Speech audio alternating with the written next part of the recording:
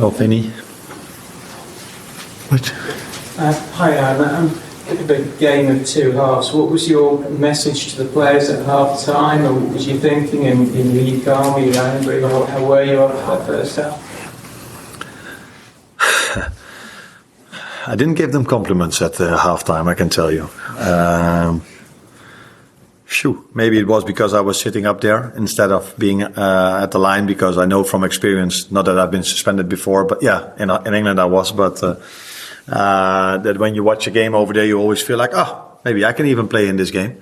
But if you're then at the line, it's always more tempo. But I don't think I was wrong this time if I said at halftime that energy levels were far, far, far too low.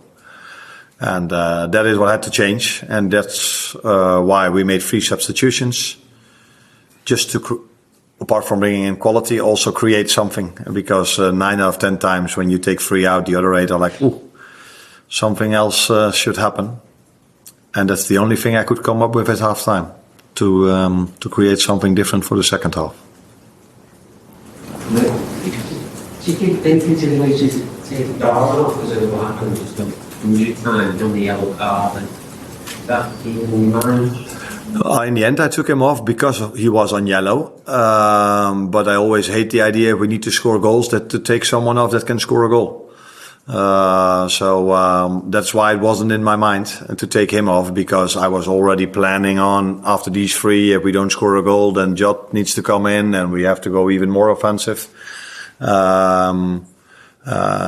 So with Cody being out, it isn't like we have that many attacking options left. So that's why I took a certain risk of keeping him. And number 9, it is on yellow, is a difference than Costas. So I took Costas out for that reason, because he was on yellow.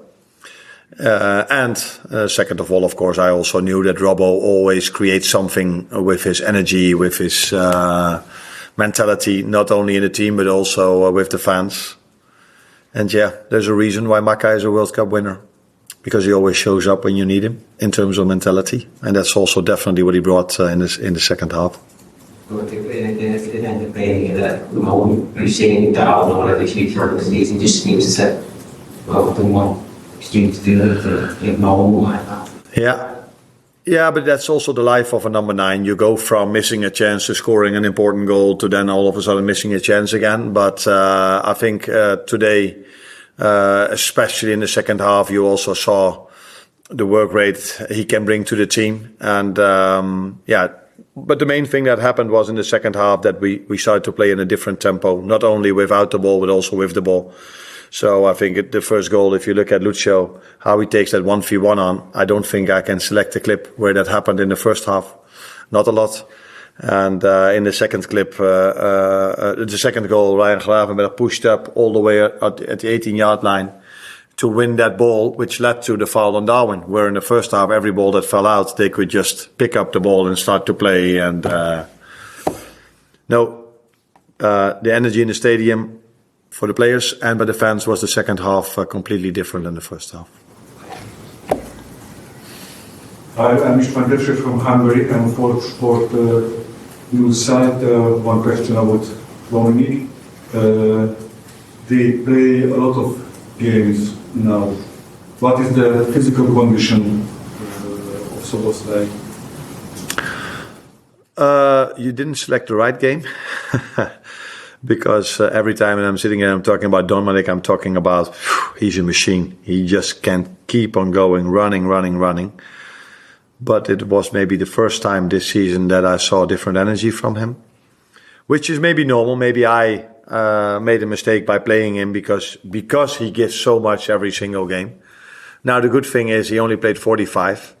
So he's more rested for the upcoming week now than he is when I would have played him for 90. And the good thing for me is I have more than only one good midfielder in terms of Dominic. We have quite a few, and Harvey came in really strong and helped the team again after him helping the team against Paris Saint-Germain also. Any concerns looking ahead to Tuesday next week about the energy level that you saw in the first No, because I know these players can come up with completely different energy levels than they came up with today in the first half. I think it was maybe the first time this season that I saw this tempo. Maybe it had to do with me sitting high up, or do you agree with me that the first half was... okay, then I saw it correctly. It had nothing to do with me sitting over them. If these people know anything about football, do they? Yes. Yeah, they do. Okay. What was the question? Oh yeah, can they go? Yeah. No, I think Paris Saint-Germain showed us the right example. They played Lille in incredible intensity, 4-0 up at half-time, and then they played against us. And that intensity I haven't seen before in a game we played this season.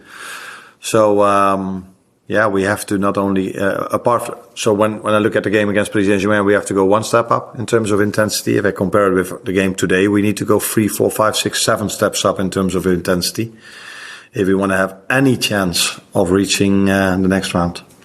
Last few we go 1, 2, 3 at the back. Was it a difficult decision not to start Harvey after his heroics in Conway? It's always a difficult decision not to start Harvey, not to start Wata, not to start all the other ones that I don't play.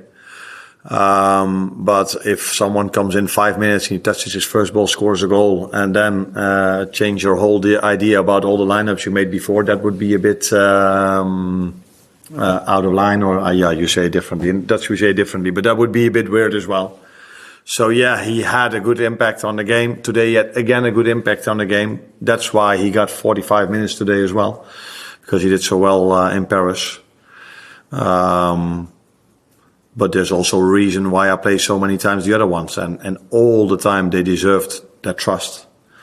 But today, if I could do it one more time over, I would have started differently than I started today. But you don't know this in advance. Can you see Harvey Elliott doing enough to get into your starting 11? Like, his confidence today seemed off the chart, probably after Wednesday. Yeah. Can you see him doing enough to get in there? Will there be enough time for him? Yeah, there's enough time. We play 9 more games in the Premier League, and hopefully a few more in the Champions League as well. We've won the League Cup. So what it is with him, it is also with other players. They are in competition with so many good players, and that makes it sometimes difficult to make a lineup. But it always helps to bring in performances in like this for him, but also Wata. He came in 15 minutes before the end, and again he showed how important he is for this team, and the others as well. So.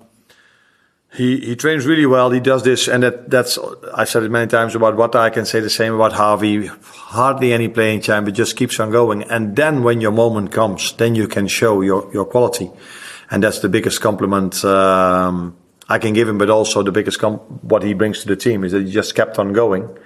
Because I've experienced more than enough players that if they are in the same situation like him or Wata, they start to do less and less. And when you then play him, you will probably not ask me why you don't play him. And this is the situation we want as a team.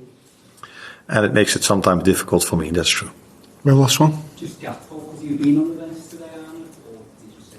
No. Otherwise I would have taken him, because this was the most important game of the week, like I told you. And the first of 3 finals. So if he would have been able, I would definitely have him on the bench.